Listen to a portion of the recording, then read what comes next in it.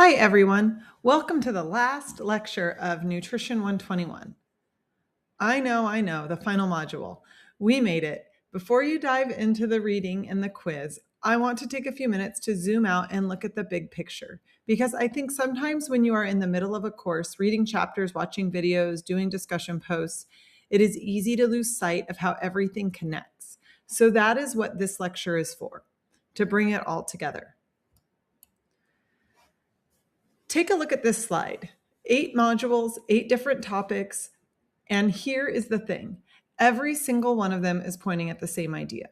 Fueling the body well is the foundation of athletic performance. That is it. That is the whole course in one sentence. Think about it.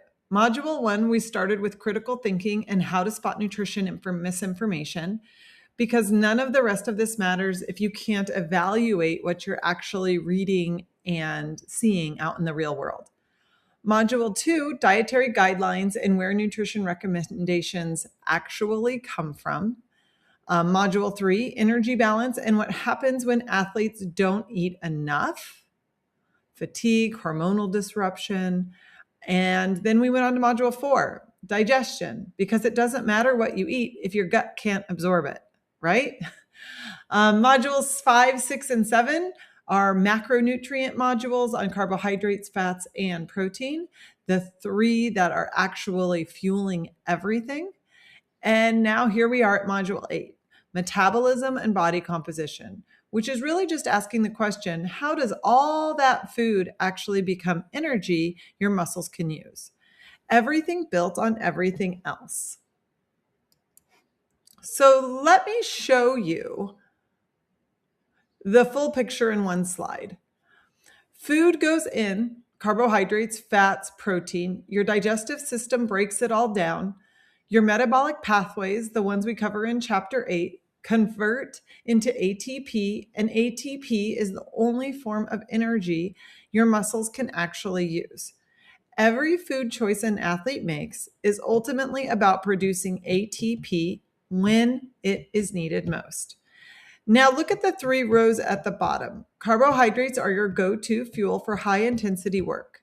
Stored as glycogen, tapped first when things get hard. Fats are your endurance fuel. Dominant at rest, dominant during lower intensity activity, and essential for hormones and vitamin absorption well beyond just energy. In protein rebuilds what training breaks down. It only becomes an energy source when the other 2 run out, which is exactly the situation that we are trying to prevent. So 3 macronutrients, 3 roles, same destination, supporting that performance. Okay, so here's where we make this more practical. This is what a well-fueled athlete's day actually looks like. Before training, carbohydrates to top off glycogen, some protein, and keep fat moderate. A high-fat meal right before practice is going to slow digestion and could cause GI issues mid-workout. Oatmeal with eggs and a banana, which would be simple, balanced, and effective. During training, if you are going longer than an hour, you need carbohydrates coming in 30 to 60 grams per hour. Fluids, electrolytes. Fat has no business showing up here. Neither does high fiber food. This is not the time to experiment with your stomach. We just need to top off the blood glucose and the glycogen stores. After training, this window matters. Carbohydrates within 30 to 60 minutes to start restoring glycogen. Protein around 0.4 grams per kilogram to kick off muscle repair. And rehydrate. 16 to 24 ounces of fluid for every pound you lost. Chocolate milk actually checks most of those boxes. So does rice with chicken or Greek yogurt with fruit. Lots of different combinations here. And rest days. This is the one I really want you to remember. Do not undereat on rest days. Your body is still recovering, still producing hormones, still repairing tissue. Rest days are not cheat days, and they are not starvation days. They are recovery days. Keep on eating. All right, here we are with our last slide. 5 things I want you to take with you from this course. 1, food is information, not just fuel. Every single meal sends signals to your body for recovery, for hormones, for immunity, for adaptation. What athletes eat shapes who they become over time. This is a genuinely powerful idea to keep in mind.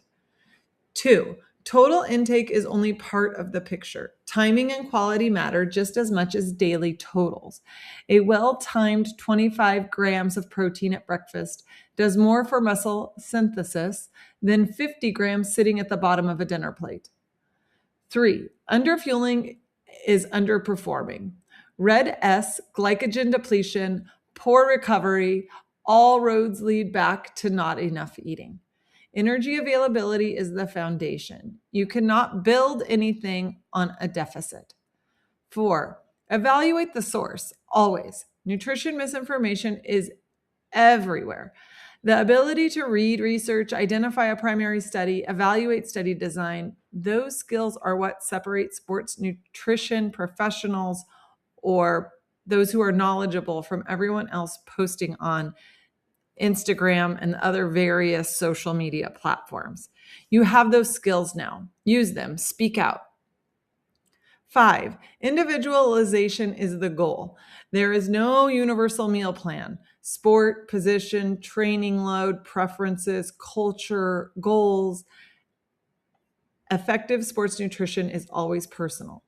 The frameworks you learned this semester are what allow you to build those individualized plans. That is the real